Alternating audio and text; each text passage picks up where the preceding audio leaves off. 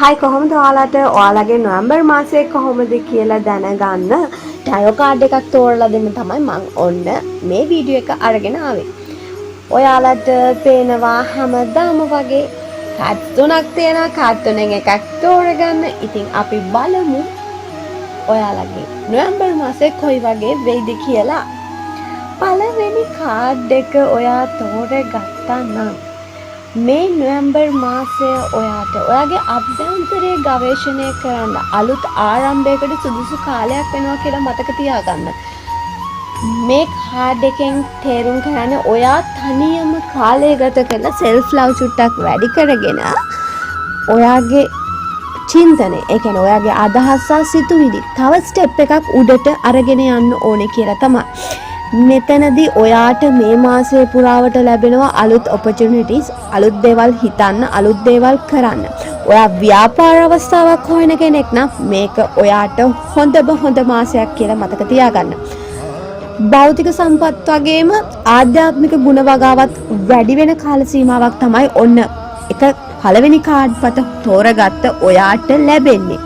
ඉතින් නොවැම්බර් මාසේ ඔයාට ආධ්‍යාත්මික වගේම භෞතික වශයෙන් උත් ඒ කියන්නේ ලෞකික සහ ලෝකෝත්තර කියන දෙකෙන්ම හොඳ ගමනක් යන්න, හොඳ ආරම්භයක් පටන් ගන්න පුළුවන් කාල සීමාවක් කියන ඔයාට සුබ නොවැම්බර් මාසයක් වේවා. එතකොට ඔයා තෝරගත්තේ කාඩ් අංක 2 නම් ඔයාට මේ මාසේ, ඒ කියන්නේ නොවැම්බර් මාසයේදී ලැබෙන පණිවිඩය තමයි පොඩ්ඩක් බැලන්ස් කරගෙන යන්න ඕනේ කියන එක. සමබරතාවය තමයි මේ මාසේ ඔයාගේ මාතෘකාව නැත්තම් ටොපික් එක මොටෝ එක වෙන්නේ. ඔයා හරිම කල්පනාවෙන් ගමන් කරන්න ඕන කාල සීමාවක්. මොකද සම්බන්ධතාවයත් ඔයාගේ වෘත්තීය ජීවිතය තුලත් බැලන්ස් එක අනිවාර්යයෙන්ම හොයාගන්න ඕනේ. පොඩ්ඩක් වැඩි ඉන්න ඉඩ තියෙන කාලයක්. ඔයා සතුටින් ඉන්න කාලයක් ඒ වුණාට ඒක මතක තියාගන්න.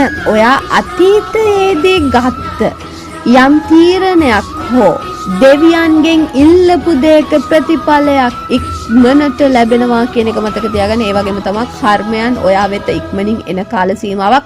හොඳ වෙන්නත් පුළුවන්, නරක වෙන්නත් පුළුවන්. ඒකයි කිව්වේ ජීවිතේ සමබරතාවය හොයාගන්න ඕනේ, බැලන්ස් එක ළඟා කරගන්න ඕනේ කියලා. ඔයාට ආදර සම්බන්ධතාවයක් හොයන කෙනෙක් නම් ඔන්න ඔයාගේ ආදරේ නැත්තම් ඔයාගේ ආධ්‍යාත්මික සම්බන්ධතාවය ඔයාට ලැබෙන මාසයක්. ඔයා දැනටමත් ආදරය හොයාගත්ත කෙනෙක් නැත්නම් විවාහ ජීවිතයට ඇතුළත් වෙච්ච කෙනෙක් වෙන්න පුළුවන්.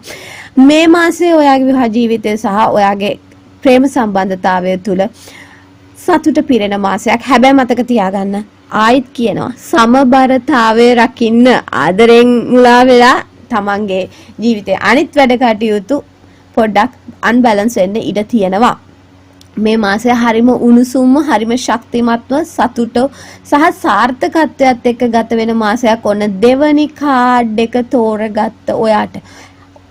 ඔයා තෝරගත්ත තුන්වෙනි කාඩ් එකද?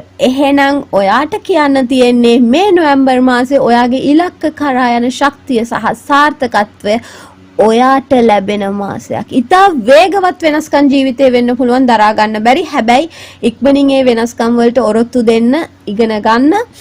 ජීවිතේ ගමනාගමනයන් හෝ විදේශගත වීම බලාපොරොත්තුෙන් ඉන්න තුන්වෙනි කාඩ් එක තෝරගත්ත අයට ඔන්න ඔයාලට ඒක අවස්ථාව ලැබෙනවා කියලා පෙන්නනවා.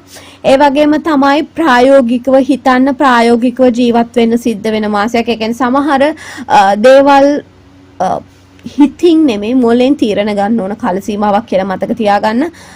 ඔයාගේ ජීවිතේ හැම අංශයක්ම බොහෝම සමෘද්ධිමත් වෙනවා. එතකොට තුන්වෙනි කාඩ් එක තෝරගත්ත අය මතක තියාගන්න චුට්ටක් උපායශීලී වෙලා තමන්ගේ සාර්ථකත්වය ළඟා කරගන්න ඕනේ. චුට්ටක් කපටි වෙන්න ඕනේ කියන එක තමයි ඒකේ තේරුම. මතක තියාගන්න මේ කාඩ්ස් තුනම තෝරගත්තට මේවා පොදු පලාපල කියන එක ඔයාලටම වෙන වෙච්ච පලාපලයක් තෝරගන්න සහ කියව ගන්න අවශ්‍යයි නම් තිරේ දිස්සෙන අංකයට WhatsApp message එකක් දාන්න.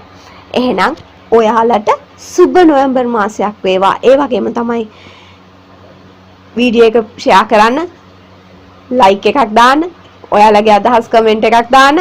මතක ඇතු channel එකත් subscribe කරන්න. එහෙනම් මං ගිහින් එනවා.